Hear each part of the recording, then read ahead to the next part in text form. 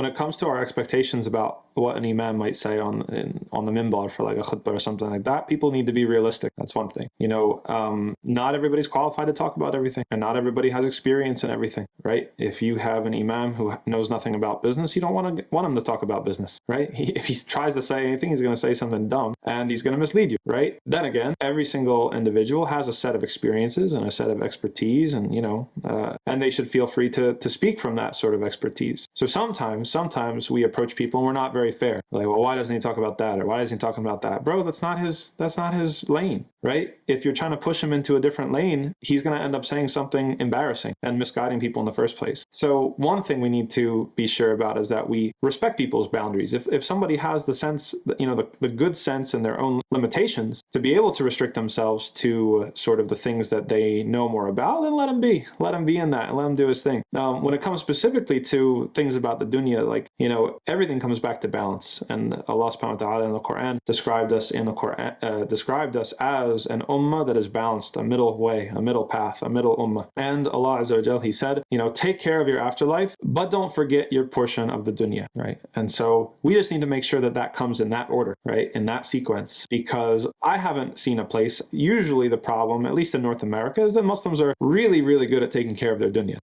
And it's their deen that is the thing that suffers and is put on the back burner and is the last priority. Maybe there's a place on earth right now where, we have a Muslim community that's all just, ascetic and, just getting by and doing the bare minimum of the dunya. And maybe they could stand to be told to like live a little, but that's not my experience. That's not what I see. So Allah subhanahu wa ta'ala, He put it perfectly when He said that, the first priority is your deen. The first priority is the afterlife. Once you're doing enough and you have enough of a regimen that you've got that on lock and that's down, then you can worry about your portion of the dunya. Because the tricky thing about the dunya is that it's never enough, right? You think right now, well, if I just have this one type of car, or if I just have this sort of next promotion, or if I have this one type of house, like, then I'll be cool. You won't be cool. The Prophet ﷺ told us that if Ibn Adam, if a person had a valley of gold, what would they do? They'd want another one. And he said specifically that people will not be satisfied until their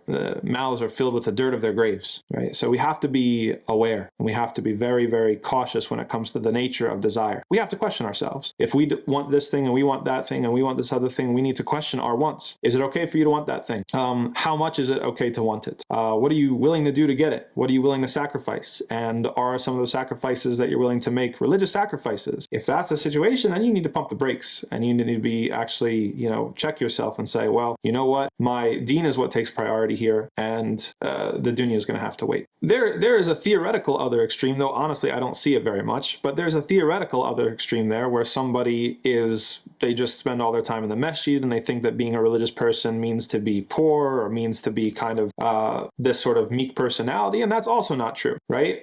Many of the companions were very wealthy, right? And they were traders, they were business people, they were merchants, they were out and doing things. Even Omar, a lot of times we think and we imagine that the companions were just chilling with the Prophet ﷺ like 24/7. That's not true, right? Omar, who is the second best after Abu Bakr, he switched off every day. He alternated. He paired up with another companion, and he said, okay, I need to take care of my dunya. I go out here and I'm going to work the fields and take care of my date plantation on this day, and you go be with the Prophet ﷺ. And then you come back and you tell me what happened. And then the next day I'm going to go and I'm going to take that time to be with the Prophet ﷺ, and you go work the fields, right? So, they weren't all the time 24/7, most of them with the Prophet ﷺ. They had to go out and to make money. But consider that means Omar is working half-time, right? He's working every other day. He's not working every day, right? So, you have to find a way to keep it balanced, but not just your idea of what's balanced, right? Also what's balanced according to your needs. Sure, of course, everybody has needs, but also according to, look at the companions and how they managed it. They had to manage between all these sorts of different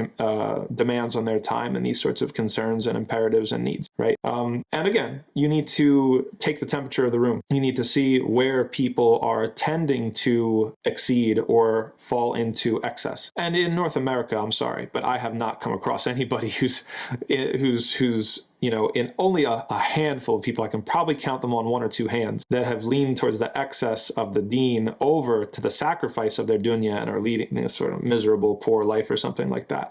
vast majority of people that I've encountered, it's the opposite, is that the dunya comes first, and they could stand to balance themselves out with a little bit more deen.